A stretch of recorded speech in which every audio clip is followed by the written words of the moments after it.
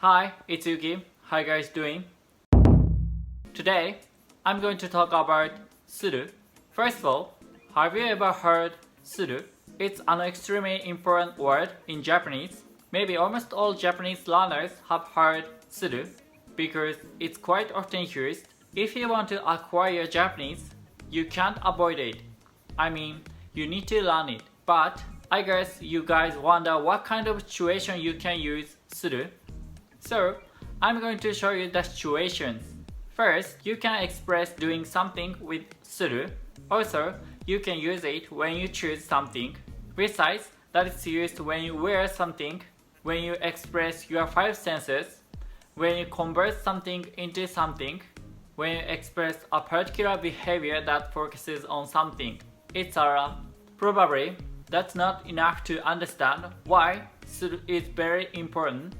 So, I'm going to show you some example sentences for each situation. First, 宿題をする which means I do my homework. 日本語を勉強する I study Japanese. これにする I take this. It's used when you do shopping. メガネをする I wear glasses.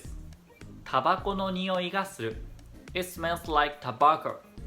日本語は簡単な気がする It seems like Japanese is easy. 木を椅子にする Make a wood a chair. 間違えないようにする I'll be careful not to make mistakes.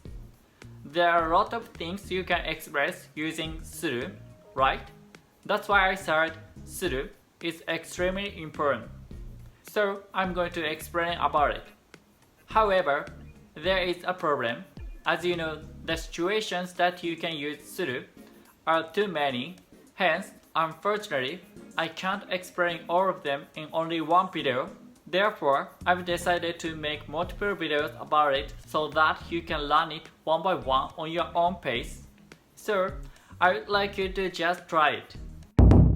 Well, in this video, I've just talked about why suru is so important. Then, in the next video, I'm going to talk about the basic usage of suru.